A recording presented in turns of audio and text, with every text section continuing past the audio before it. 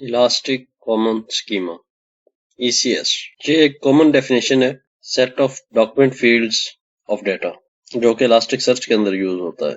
जिसे आम मिसाल से अगर मैं समझाना चाहूँ तो कुछ इस तरह होता है कि कोई भी जो डेटा हम सेव करते हैं उसे एक स्पेसिफिक स्कीमा के अगेंस्ट जो है ना सेव किया जाता है। उस स्कीमा के अंदर डेटा टाइप भी होती है, फिर उसके आगे अगेंस्ट उसकी जो है ना डेटा होता है, वैल्यू होती है।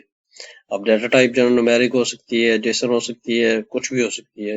इलास्टिक सर्च के अंदर कुछ अपनी डेटा टाइप डिफाइंड है और आगे जो सेव करने का मैकेनिज्म है वो भी डिफाइंड है।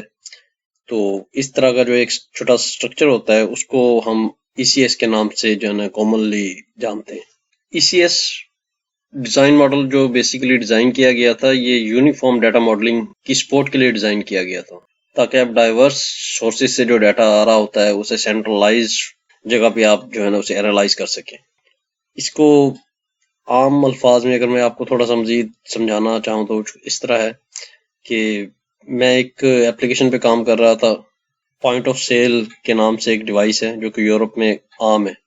वो डिवाइस उस एप्लीकेशन के अंदर हम यूज कर रहे थे। वो हमारे पास एक उसकी आईफोन ऐप थी, एक एंड्रॉयड ऐप थी और एक उसका वेब प्लेटफॉर्म था, और बैकएंड पे हम जो है ना इलास्टिक सर्च को यूज कर रहे थे। तो जो हमारा पेमेंट गेटवे था वो उसकी जो ट्रांजैक्शंस का डाटा आता था वो कुछ मैसिव किस्म का डाटा होता था कि उसमें कुछ जो है ना सम टाइम जो है ना रिस्पॉन्स हमारे पास कुछ एक स्ट्रक्चर्ड फॉर्म के अंदर आ जाता था, एक स्पेसिफिक फॉर्म के अंदर आता था। कभी कभी जो है ना उसके अंदर फील्ड्स कम या ज्यादा भी होती थी। तो इस तरह की वो फील्ड जो है ना वो मुख्तलिफ भी हो सकती थी, न्यूमेरिक भी हो सकती थी, टेक्स्ट भी हो सकती थी, या एक फील्ड के अंदर जेसन डॉक्यूमेंट भी पूरी हो सकती थी। मतलब इस तरह का कुछ कम्प्लेक्स किस्म का डाटा आता था रिस्पॉन्स के तौर पर। उस रिस्पॉन्स को हमने प्रॉपरली सेव करना होता था एक प्रॉपर वे के अंदर। ठीक है, उस तरह का जो वे होता है उसको हम यूनिफॉर्म डाटा मॉडलिंग कह सकते हैं। ठीक है, उसमें मतलब एक एक हद तक जो है ना आपने एक स्कीमा डिफाइन करना होता है। उसके बाद जो है ना एक फील्ड होती है जिसे कस्टम फॉर्मेट के नाम से जो है ना हम रखते हैं। उसके अंदर पूरे का पूरा जो जेसन है उसे बना के एक रॉ स्ट्रक्चर डाटा को भी उसके साथ जो है ना मर्ज कर दिया जाता है, ताकि बाद में एनालाइज करना आसान हो जाए। ECS को मजीद थोड़ा सा अगर इजी वे के अंदर हम इसे अंडरस्टैंड करने की कोशिश करें तो जैसे कि यहाँ पर थोड़ी सी डिस्क्राइब किया हुआ है। The schema in elastic search is the mapping that describes the fields in the Jason documents along with their data types, as well as how they should be indexed in the Losine indexes that lie under the hood. बिल्कुल clear है ताकि लोसीन के जो indexes है उसके साथ properly उसे map किया जा सके। जैसे डॉक्यूमेंट है, डॉक्यूमेंट के अंदर जो है ना डिफाइंड होता है कि आपकी जो है ना फील्ड कौन सी है, फील्ड की टाइप कौन सी है। इस तरह का कुछ जो है ना स्कीमा होता है, उसे इलास्टिक सर्च का जो है ना कॉमन स्कीमा हम जो है ना एक नाम देते हैं उसे।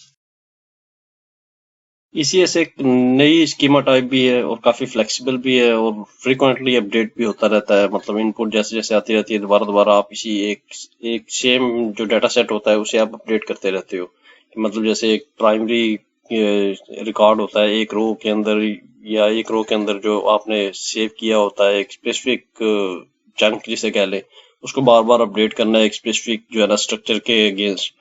तो इस तरह का ये है इलास्टिक कॉमन स्कीमा, और काफी फ्लेक्सिबल होने की वजह से जो है ना ये काफी पॉपुलर भी हो रहा है। लोसीन का मैंने आपको पीछे थोड़ा सा इंट्रोडक्शन करवाया था। लोसीन बेसिकली जावा की एक लाइब्रेरी है, तो जिसे NoSQL के तौर पे इस्तेमाल किया जाता है। तो ये जो इलास्टिक सर्च है बेसिकली ये एक रैपर है लोसीन के ऊपर लिखा हुआ। एक वो जो रैपर होता है वो कन्वर्ट कर देता है लोसीन की जो है ना रिक्वायरमेंट के अगेंस्ट, ताकि जो है ना वो आपस में प्रॉपरली लोसीन जो है ना उसे अंडरस्टैंड करके काम कर सकते हैं। एक तरह से ये ट्रांसलेटर कह लें या एक तरह का रैपर इस तरह का है कि जिसे जिसे कंपाइलर भी आप कह सकते हैं, एक छोटा सा, कि एक इजी वे के अंदर जो है ना वो आपको कुछ वे देता है कि जिससे आप लोसीन के साथ जो है ना कम्युनिकेट कर सकते हैं।